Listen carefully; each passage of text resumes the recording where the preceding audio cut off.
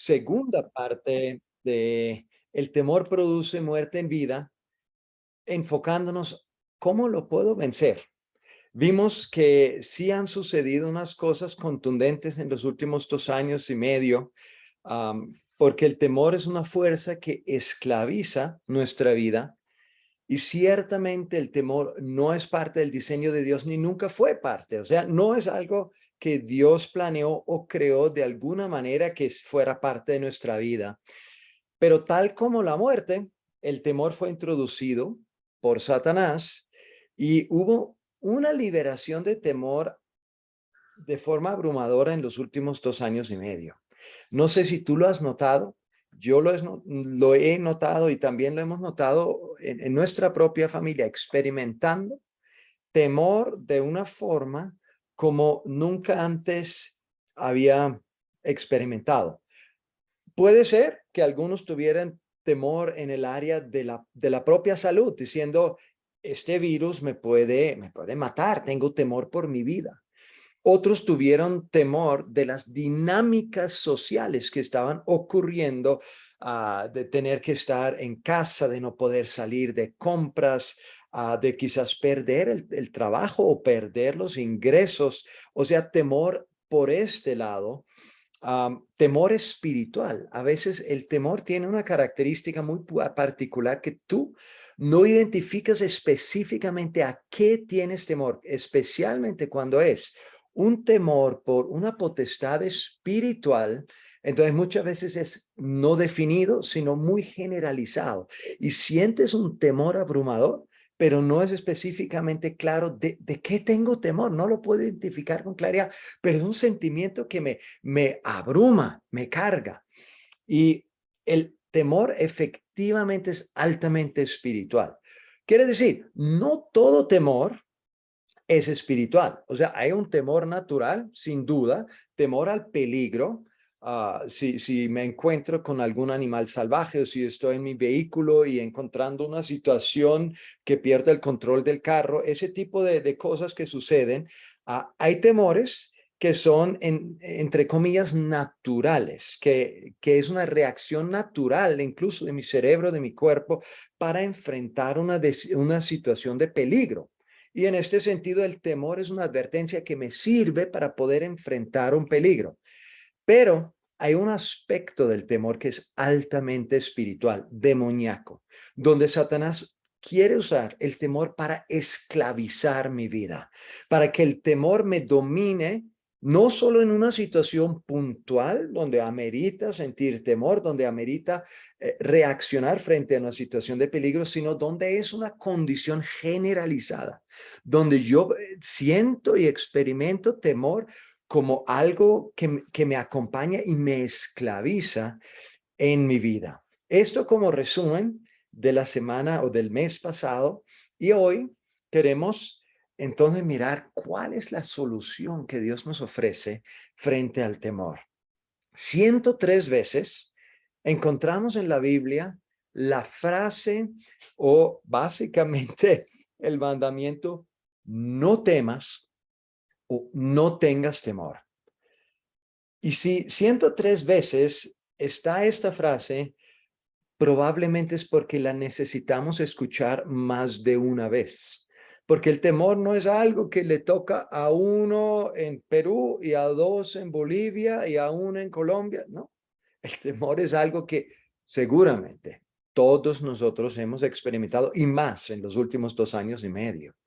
Así que necesitamos ser recordados de parte del Señor, no temas y no tengas temor. Y está bien ser recordado, o sea, como que sí, sí, Señor, pero la gran pregunta es, ¿cómo? O sea, ¿cómo puedo no temer y no tener temor? Y hay una respuesta muy contundente en el manual de Dios, en la Biblia, en Mateo 16:25. Y si quieres, puedes leer este pasaje conmigo, si tienes tu Biblia a la mano, porque creo que es un versículo que nos da una respuesta muy, muy real y muy clara frente a cómo no tener temor. Y dice en Mateo 16, versículo 25, porque todo el que quiera salvar su vida, la perderá. Y todo el que pierde su vida por causa de mí, la hallará. Ahora, ¿esto en qué sentido me ayuda realmente a vencer el temor en mi vida? Si yo estoy dispuesto a morir, ¿qué sucede? A un muerto no se le puede extorsionar. Y el temor es específicamente la herramienta que Satanás usa para extorsionarme, para manipular mi vida y lograr que yo haga cosas que él quiere o que yo deje de hacer las cosas que Dios quiere. Otra vez, el temor es la herramienta de Satanás para extorsionarme y manipularme para que yo haga lo que él quiere, Satanás, o para que deje de hacer lo que Dios quiere en mi vida. Y entonces, ¿cuántos se han dado cuenta que a un muerto ya no lo puedes extorsionar? Y esto es una realidad, claro, no solo muerto físicamente. Voy a darte un ejemplo como para aclarar esta idea que Jesús nos dice de que quien quiera salvar su vida, la perderá. O sea, si yo trato de defender mi vida, de salvarla, de hacer todo lo posible para que cierta cosa mala no me suceda y que yo defienda mi reputación y defienda mis finanzas, mi vida financiera, defienda quizás mi vida relacional con otros, si yo hago todo esto para salvar mi vida, la perderé. Pero si estoy dispuesto a perder mi vida, a decir, ok, Señor, está bien. Si pierdo este empleo, lo pierdo. Si pierdo esta reputación, la pierdo. Si pierdo esta relación, la pierdo. Pero no me voy a dejar manipular o extorsionar para hacer cosas por temor a perder esta cosa que yo aprecio. Quiere decir, estoy dispuesto a perder mi vida por causa del Señor. ¿Y sabes cuál es el resultado? Dice Jesús, la hallará. La voy a encontrar una vida y una vida libre de temor. Y el ejemplo que te quiero mencionar hoy es, si un funcionario en una empresa, un funcionario público, roba dinero de su empresa y alguien, un compañero de trabajo, se da cuenta de este robo que ha hecho, entonces le dice, mira, yo sé que tuviste un cierto beneficio de los recursos empresariales acá, del contrato tal y tal. No es necesario que nadie conozca más al respecto, ¿verdad? O sea, yo me encontré al revisar, pues, la contabilidad, pero tranquilo, nadie necesita enterarse si llegamos a algún tipo de arreglo, porque tuviste un buen beneficio y ¿por qué no beneficiarme yo un poco también, verdad? Y llegan a algún tipo de arreglo que obviamente, ¿qué es? Uno fue corrupto, robó dinero, y el otro es corrupto al extorsionarlo y decir, no voy a contarle a nadie si me das mi tajada. Entonces, él paga.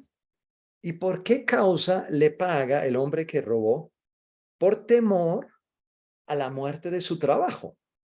Quizás temor a la muerte de su reputación, que salga a la luz y todos se enteren. Quizás por temor a la pérdida de su libertad, porque posiblemente va a la cárcel si esté descubierto en este robo. Quiere decir, tiene temor a la muerte y trata de salvar su vida con mentiras o con dando dinero al otro que le ha descubierto. Está tratando de salvar su trabajo, su puesto, salvando su reputación, salvando su libertad para no ir a la cárcel. Y te hago una pregunta. En la vida real, ¿cuándo termina esta esclavitud? ¿Hay algún momento donde él ahora le paga al otro y queda tranquilo? Esta esclavitud al temor nunca va a terminar. Porque el otro va a decir, mira, yo creo que necesito un poco más. Y él va a vivir bajo un constante temor, alguien más me puede descubrir, alguien más puede darse cuenta para echarme el trabajo, para echarme la cárcel, para que yo quede terrible frente a todos estos en la empresa. Así que es un ejemplo que el temor a la muerte nos esclaviza y Satanás lo usa para extorsionar o para manipularnos. Y yo tuve una experiencia en este ámbito que quiero compartir contigo porque de pronto te aclare más y de pronto te relacionas que has vivido algo similar en tu propia vida. Y tiene que ver con el rol que he tenido en Juventud con una Misión donde estamos junto con mi esposa Raquel ya por un buen número, unas buenas décadas de vida. Adicional a Fundamentos para la Familia. Desde antes ya hemos estado en Juventud con una Misión y yo había sido el líder de Juventud con una Misión en Bogotá, el director por ya un buen número de años. Teníamos un equipo de liderazgo, 12 personas que yo estaba dirigiendo, diferentes ministerios ahí representados y con una persona de este equipo ya llevábamos varios años de diferencias que habíamos tenido.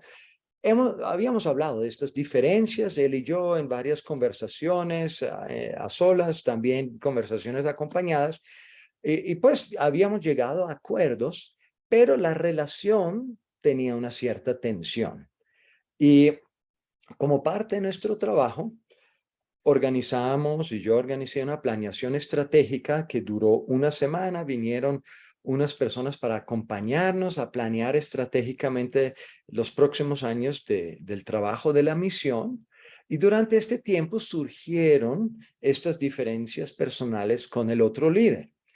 Y entonces los facilitadores que habían venido a esta planeación estratégica dijeron, recomendamos que ambos ustedes entreguen su función en este equipo de liderazgo, o más claramente, que renuncien ustedes dos a su función del equipo de liderazgo y dejen que el equipo de liderazgo puede hablar internamente sin ustedes y puede ir adelante sin ustedes.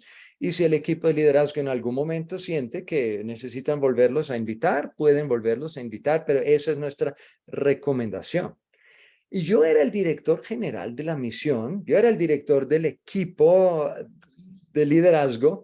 Yo había invitado a estos facilitadores a que nos acompañen en este trabajo y ahora me dicen a mí, el director, que yo entregue mi puesto, quizás sin tener toda la perspectiva completa. Pero 20 años antes de este incidente, yo había leído un libro llamado El perfil de tres monarcas, de un autor llamado Gene Edwards. Y lo que me impactó de este libro fue la diferencia que el autor resaltó entre Saúl y David en cuanto al reino, porque ambos eran reyes. Saúl obviamente primero. Durante el reino de Saúl, David fue ungido rey, pero todavía Saúl continuaba en la posición de rey por varios años más. Y Saúl tuvo una característica interesante, que se aferró a ser el rey. A pesar de que Dios ya lo había desechado por su pecado que cometió, el profeta Samuel ya le había dicho a Saúl, el Señor te ha desechado, ha escogido uno mejor que tú. Pero Saúl evidentemente tenía un terrible temor en su corazón acerca de perder su posición, perder el hecho de ser rey. Y quería salvar su vida. Y con todo se aferraba hasta el punto de intentar matar a David en numerosas ocasiones, tratando de eliminar a David, porque para Saúl David era la fuente de su temor, porque David iba a ser el rey que Dios ya había ungido. Y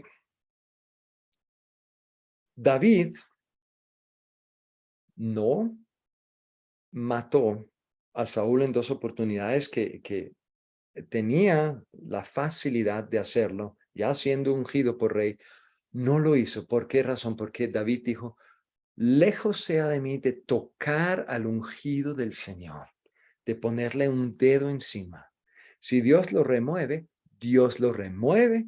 Yo no lo voy a remover. Quiere decir, David en este momento tenía una actitud completamente diferente, que decía, yo no tengo temor de no llegar a ser rey, porque es de Dios. Yo estoy aquí para servir a Dios. Y entonces, que Dios me ponga, si Él lo quiere, que Dios remueva a Saúl, si Él lo quiere, yo no lo voy a hacer. Yo no voy a salvar mi vida. Yo no voy a salvar mi posición para llegar a ser rey. Que lo haga Dios. Yo muero al hecho de ser rey. Si Dios me quiere ahí, Él me pondrá. Y eso me impactó. Y algo que sucedió muchos años después, que David ya había sido rey, Dios había removido a Saúl, David había llegado a ser el rey, reinó por años, y después su hijo Absalón conspiró y usurpó el trono. Y David dijo, y eso está en 2 de Samuel 15, 25 al 26, pero dijo el rey a Sadoc, Sadoc el sacerdote, vuelve el arca de Dios a la ciudad. David estaba huyendo de su hijo que había conspirado y usurpado el trono, y David huyó de la capital, del reino, del palacio, al campo. Y habían llevado el arca, la presencia de Dios con David. Y David le dice al sacerdote, vuelve el arca de Dios a la ciudad. Si yo hallare gracia ante los ojos de Jehová, él hará que vuelva. ¿Quién? Él, Dios. Y me dejará verla y a su tabernáculo. Y si dijere, no me complazco en ti, aquí estoy, haga de mí lo que bien le pareciere. Y esto es increíble, pensando que es el rey legítimo y su hijo usurpa el trono. Y David dice, si Dios me quiere volver a la ciudad, que Dios me vuelva. Y si no, entonces aquí estoy, Señor, haz de mí lo que tú quieres. Yo no quiero imponerme en mis propias fuerzas. Yo no quiero actuar por temor de perder mi lugar, mi valor, mi reino. David no tuvo este temor como lo había tenido Saúl. Dos escenarios completamente distintos, dos corazones completamente diferentes. Uno esclavo al temor, el otro libre del temor, permitiendo, yo me muero, Señor. Yo muero al reino, yo muero al trono, yo muero a la capital, yo muero a mis riquezas, a mi posición. Aquí estoy, Señor, haz de mí lo que bien te parece. No es mi vida. Increíble. Y este concepto me había impactado cuando leí en 20 años antes de este evento que les cuento de mi propia vida en el liderazgo, que yo había decidido seguir este ejemplo en mi vida misionera, no buscando un puesto para mí, y no permitiendo que el temor me manipulara a pelear en mis fuerzas humanas por un puesto.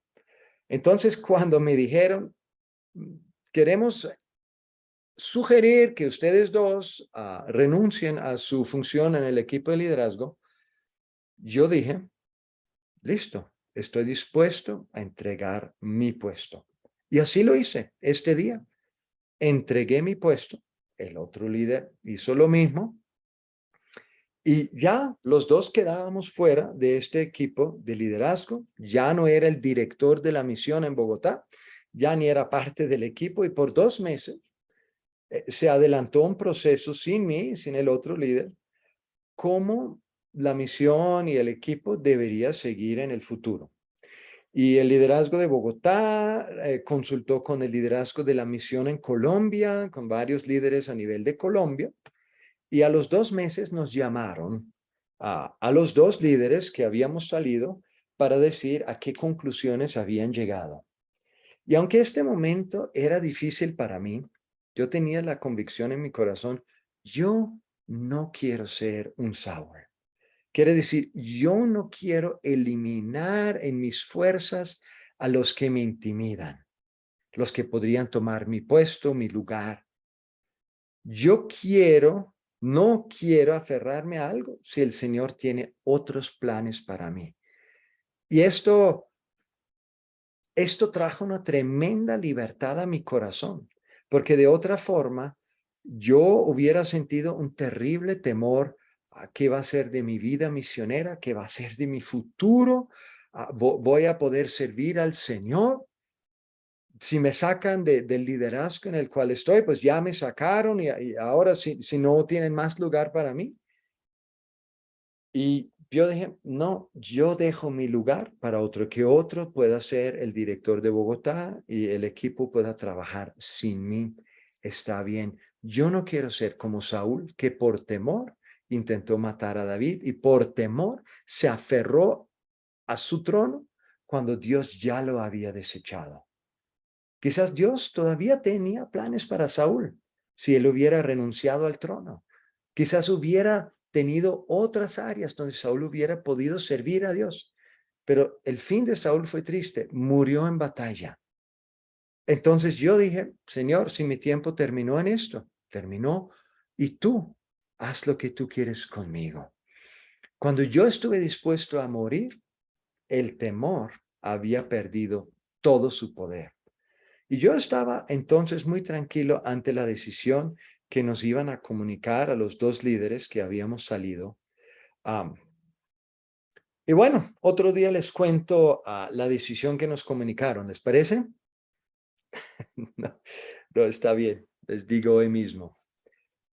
Me pidieron retomar mis funciones como director de la misión en Bogotá y seguir ayudando a dirigir este equipo y a unir este equipo para cumplir los propósitos que Dios tenía. Así que lo hice por varios años más. Pero ¿sabes cómo lo hice? Como un servicio a Dios, no buscando una posición, no buscando que yo quedara bien visto, sino, Señor, yo te quiero servir aquí a lo que tú me has llamado.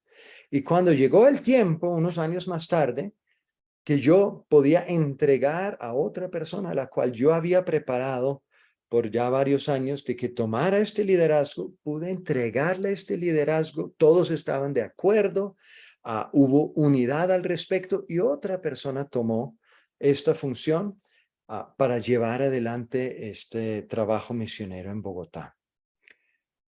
Entonces, es un ejemplo de mi vida personal donde yo vi la influencia poderosa del temor y la gran tentación de dejar que el temor me manipulara para defender mi puesto y defender mi vida ministerial, no estando dispuesto a morir, pero era mi decisión. O salvo mi vida o estoy dispuesto a perderla. Y tomé la decisión diciendo, Señor, estoy dispuesto a perderla. Mi vida misionera, mi vida de liderazgo, la pierdo.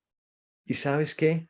Hallé un propósito definitivamente mayor cuando dejé esta situación en las manos de Dios.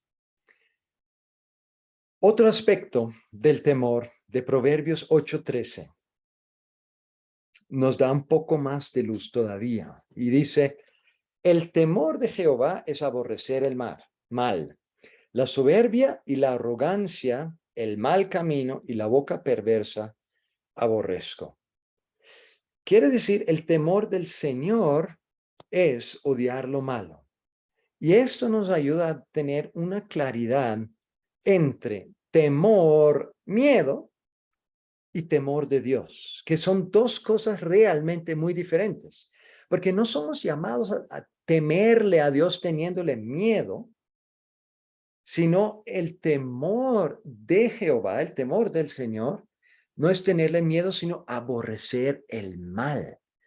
Es algo completamente diferente al temor que infunde Satanás para manipularme. El temor del Señor es que yo aborrezco lo malo y por temerlo a Él, no de miedo, sino de honrarlo, de respetarlo a Él, yo aborrezco el mal. Entonces es muy importante, creo, aclarar también que cuando la Biblia habla del temor de Dios, no es temerle teniendo miedo, sino es temerle en el sentido de honra, de respeto y aborreciendo lo malo, aborreciendo aquello que Dios aborrece, pero no teniéndole miedos. Dios me va a castigar, Dios me va a hacer mal y Dios me va a caer encima y yo tengo que hacer todo bien por temor a Dios. No. ¿Cuántos de ustedes tienen hijos? Si tu hijo hace cosas en la casa, por ejemplo, ayudando con la preparación de la comida, ayudando a limpiar la cocina, ah, tú como papá o como mamá, ¿cómo te sientes si tu hijo dice, me toca limpiar la cocina y lavar la loza porque de otra forma voy a recibir una paliza y le tengo un temor a mi papá o a mi mamá? Me toca arreglar la cocina. ¿A cuántos padres les agrada una respuesta de corazón así? O más bien que tu hijo diga, papá o mamá, yo veo que están cansados, me gustaría ayudarles porque los amo. Y además, también es mi responsabilidad.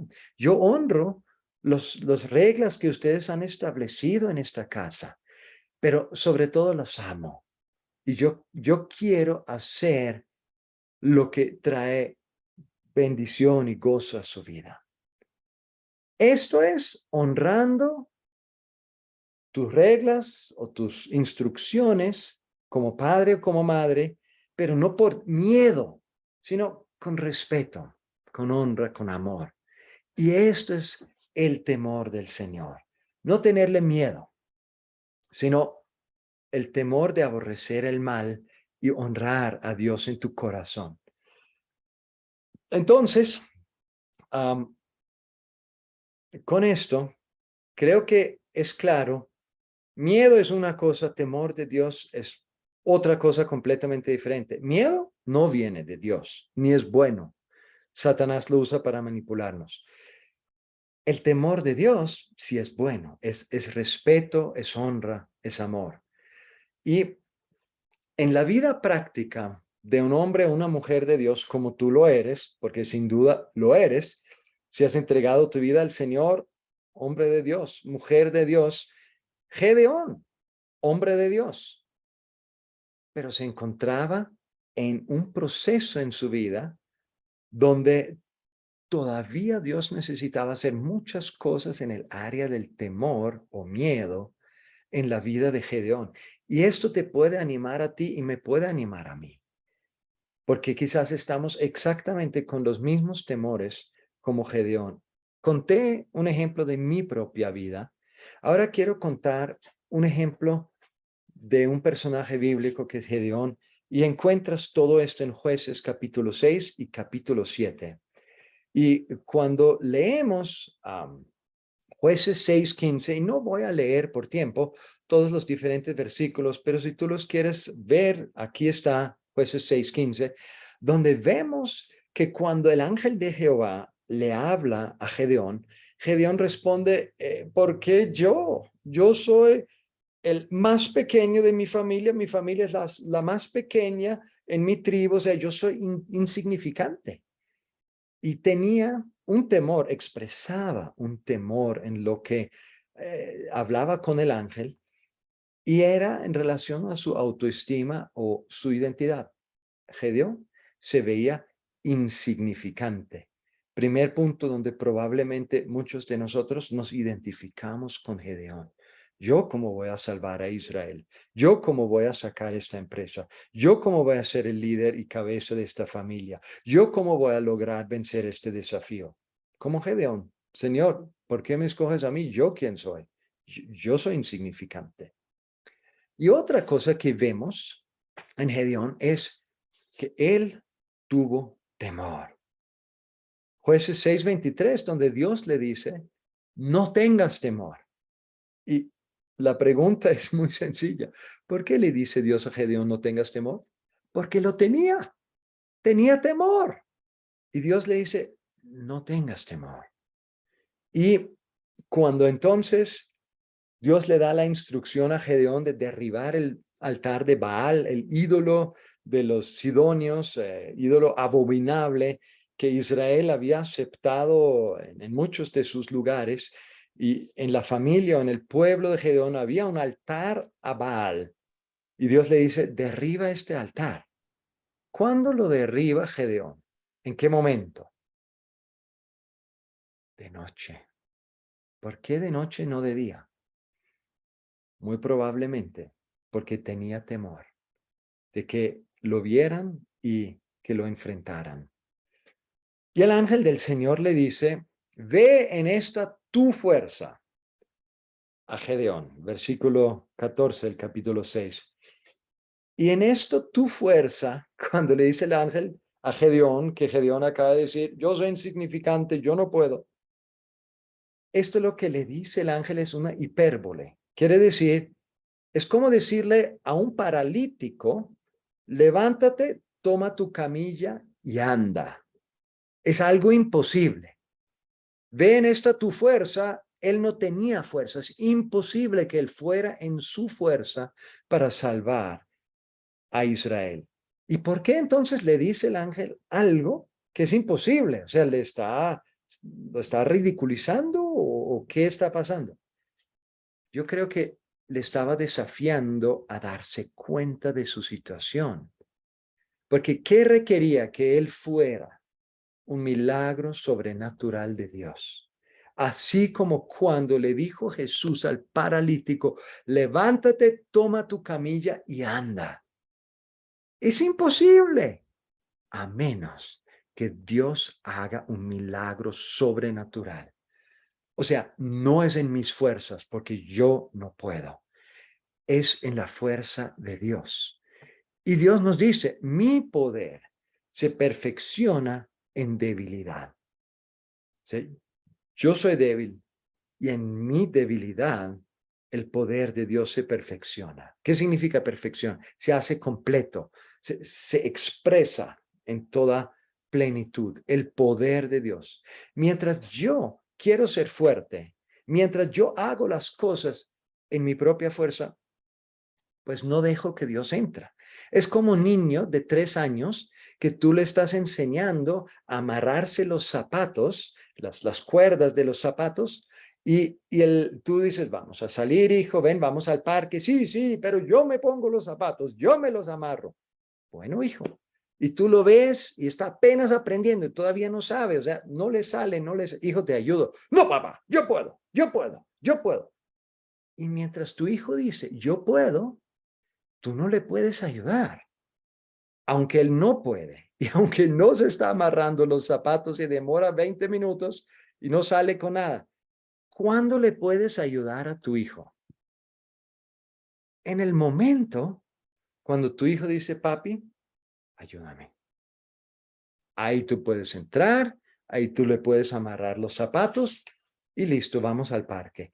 Y así es con Dios. Mientras yo le digo a Dios, no, yo puedo, es en mi fuerza, yo sé, yo soy capaz. Dios dice, bueno, te dejo. Cuando estés listo, avísame porque yo quiero perfeccionar mi poder en tu debilidad. Y así con Gedeón, entonces el Espíritu de Dios viene sobre Gedeón y el hombre se vuelve un líder valiente. Jueces 6:34. Un líder valiente, poderoso para reunir a todo el pueblo de Israel. Y uno dice, bueno, ahí está el milagro. Y bueno, a partir de ahora ya no tiene temor. A partir de ahora como que todo es de maravilla. Pero sabes que después de esto suceden dos cosas.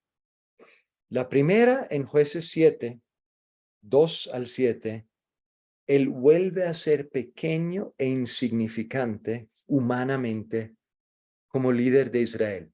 Se había sentido insignificante para empezar, viene el Espíritu de Dios, se siente que el poder de Dios vino, él reúne a todo Israel y después de 32,000 hombres, es reducido su ejército a 300. Nuevamente, pequeño, insignificante frente a un ejército de Madián de 135,000 hombres. 300. Nada. Y la segunda cosa que sucede es que él vuelve a tener temor. Su valentía era temporal, porque en su interior está el proceso de cambio. No es un cambio instantáneo, y esto te da ánimo a ti y a mí. Que hay momentos donde vemos que hemos actuado con la valentía y el poder de Dios se ha perfeccionado en nuestra debilidad, y después enfrentamos nuevamente un desafío y otra vez sentimos temor. ¿Por qué? Porque el cambio es todavía un proceso en curso. Gedeón recibió una gracia sobrenatural por un tiempo, pero Dios quería a largo plazo cambiar su corazón para realmente remover la raíz del temor de la vida de Gedeón. Y Jueces 7, 11 al 11, 10 al 11, nos dice cómo él vuelve a tener temor antes de la batalla como líder de Israel. Entonces, finalmente, ustedes conocen la historia, él con 300 hombres y con una estrategia divina, que uno diría que es locura, que no funciona militarmente, pero Dios le dio la estrategia, y venció a un ejército de 135,000 hombres, porque Dios se perfeccionó en su debilidad, la debilidad de Gedeón. Y esto es un ejemplo de que Dios te usa a ti. Dios vence el poder en ti cuando tú estás dispuesto a morir a tu reputación, a tu liderazgo, a tu dinero, a lo que sea lo cual Dios te llama a morir. Y mientras sucede este proceso de que mi corazón es totalmente liberado del temor, que es un proceso que seguramente dura un tiempo y no es instantáneo, ¿qué hacemos? Porque cuando vuelvo a sentir temor, ¿cómo hago? Pues estar dispuesto a morir.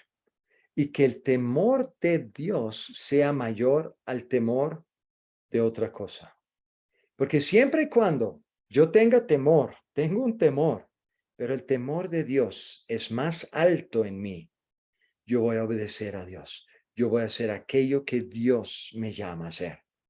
Si es más alto el temor de hombre o el temor a morir o el temor de perder mi posición, etcétera, ¿qué voy a hacer? No voy a obedecer a lo que Dios me dice, voy a hacer lo que el temor me dicta y probablemente voy a ir en contra de la voluntad de Dios. De esta manera, entonces, es una aplicación práctica de decir, Señor, que el temor tuyo sea más alto que el temor al hombre, el temor en mi corazón. Si estamos en este punto, no importa cuánto temor tengo, si tengo más temor de Dios, voy a obedecer a Dios, voy a agradar a Dios. Y en el proceso, Dios va a ir eliminando y desarraigando el temor de mi corazón en los procesos que sean necesarios. Mientras yo estoy dispuesto a morir a mí mismo y decir, ok, pierdo mi puesto, pierdo una batalla, en mi fuerza no puedo, lo reconozco, lo admito, no puedo, entonces el temor del Señor va a ser más alto y Dios va a poder perfeccionar su poder en mi debilidad. Y con esto quiero tomar un tiempo hoy de que podamos ir a grupos pequeños para orar unos por otros. Este es el mejor momento para que salgas de la reunión si no quieres orar con otras personas.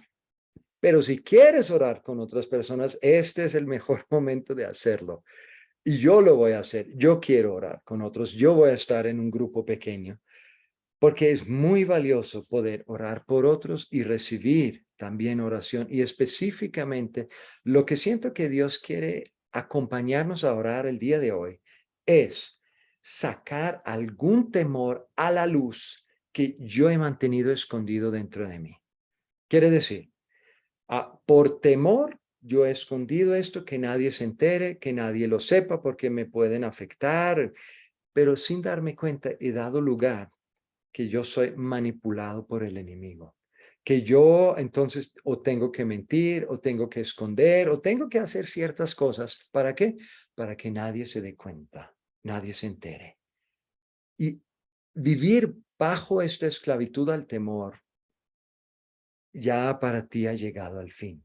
Quiere decir, Dios no quiere que continúes viviendo bajo este temor, sino que hoy en un grupo pequeño puedas abrir tu corazón, puedas expresar este temor que hayas sentido y dejar que los otros dos en tu grupo oren contigo, que Dios haga el proceso de desarraigar este temor y que Dios te dé la capacidad de estar dispuesto a morir en este sentido de este temor.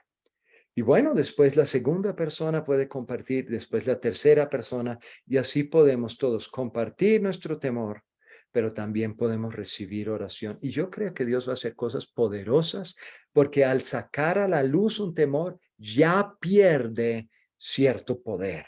O sea, esta área espiritual, el poder espiritual ya es perdido.